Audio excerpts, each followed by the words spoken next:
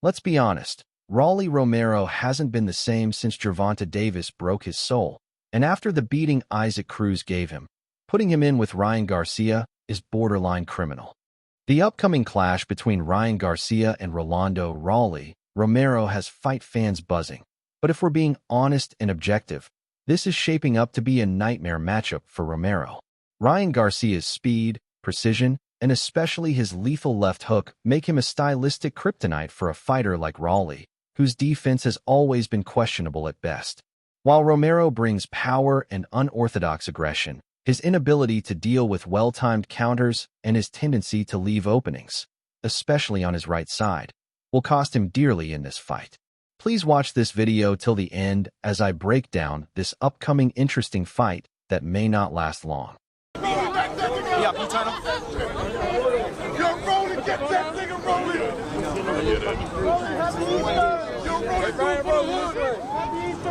Let's talk about Romero's defensive liabilities. Rolly has never been a defensively sound fighter. He often comes forward with his chin in the air, hands low, and feet unbalanced. Against elite-level opponents, those habits are a recipe for disaster. His fight against Gervonta Davis is a prime example. He walked straight into a counter left that ended his night. And now he's about to face another southpaw nightmare in Ryan Garcia, who arguably has one of the fastest and most explosive left hooks in boxing today. Unlike Davis, Garcia doesn't wait long to punish mistakes. He's fast-twitch, reacts like lightning, and thrives when fighters open up. Rolly's style is tailor-made for Ryan to exploit. Rolly Romero hasn't been the same fighter since that devastating knockout loss to Gervonta "Tank" Davis. That was the kind of punch that changes careers. Before that bout, Rolly was brash, confident, and walked opponents down with a sense of invincibility. But when Tank timed him with a picture-perfect left hand, everything changed.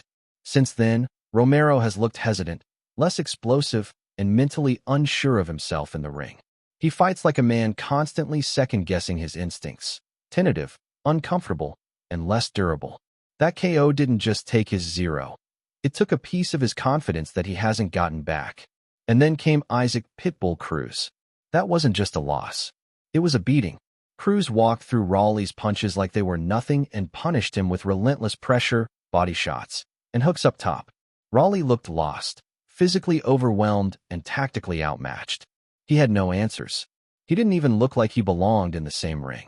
That performance confirmed what many already suspected. The Gervonta loss wasn't a fluke, and Romero is simply not at the elite level people once hoped he could reach.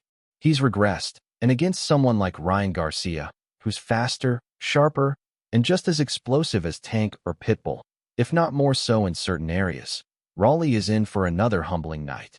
When you study Rolly Romero, one glaring hole is how he reacts to pressure and lateral movement.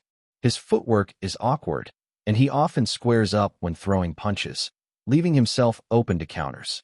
Against a sharp puncher like Garcia, that's going to backfire badly. Rolly also struggles to read feints and doesn't reset his guard quickly after throwing.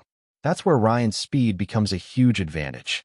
He can bait Romero into overcommitting and punish him immediately with either a lead hook or a check left hook off the back foot. That specific punch is what I believe will be the beginning of the end for Romero. Now, let's address the elephant in the room. Ryan Garcia's last performance against Devin Haney. Yes, there's controversy. Yes, he tested positive for PEDs after the fight, which has cast a dark cloud over what was arguably the best performance of his career. But let's be real. Regardless of the test results, what we saw that night was a version of Ryan Garcia who was mentally locked in, physically strong, and technically sharp. He dropped Haney multiple times, something no one else has done. He found his timing, stayed composed under pressure, and most importantly, landed his signature weapon, his left hook, again and again. Haney, a defensively responsible boxer, couldn't avoid it. That tells you everything about how fast, powerful, and instinctive that punch is. Garcia's left hook has always been his bread and butter.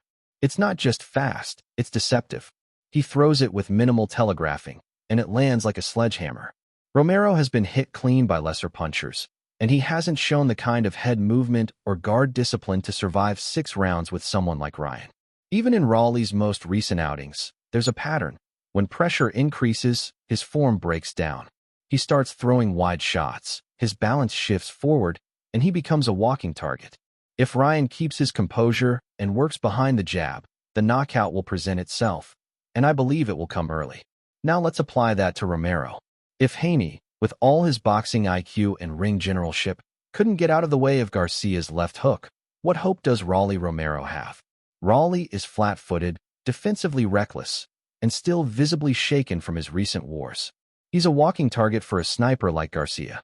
PEDs or no PEDs, the left hook isn't a product of enhancements. It's a weapon Garcia has had since day one. It's about reflexes, timing, and muscle memory. Whether you love him or hate him, you can't deny that when Ryan finds that shot, it's lights out. The truth is, Ryan doesn't need to do much in this fight. He just needs to stay patient, jab to control distance, and wait for Rolly to overcommit, which he always does. And when that happens, the left hook will land.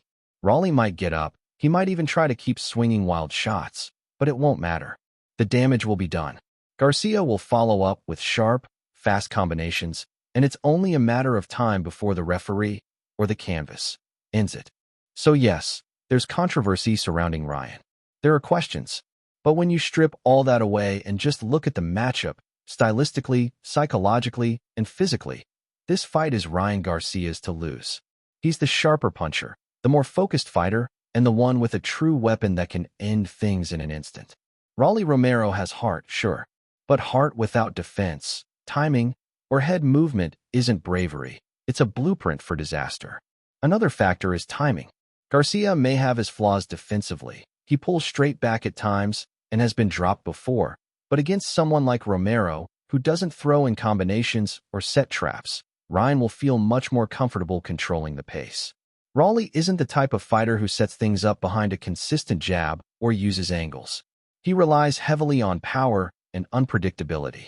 But unpredictability without structure leads to chaos, and against a fundamentally sharper, faster, and more accurate puncher like Garcia, that chaos will lead to a knockout. My prediction, Ryan Garcia will stop Rolly Romero within 6 rounds. And it won't be a grinding, accumulation-type TKO. It will be sudden. A snap left hook that Rolly won't see coming, likely while trying to step in with a looping right. Garcia will time it, counter it, and drop him. Given Romero's poor recovery and lack of defensive fundamentals, he may not even beat the count. This isn't going to be a drawn-out war. It's going to be a showcase of speed, timing, and surgical precision from Ryan Garcia. This is more than just a prediction based on hype. It's about styles, habits, and skill sets. And when all the pieces are laid on the table, Ryan Garcia has every tool to exploit Rolly Romero's flaws and finish him emphatically. Expect fireworks, but don't expect them to last long. But do you agree with my analysis? Let me know what you think in the comment section, and please guys, subscribe, like and share this video. See you soon.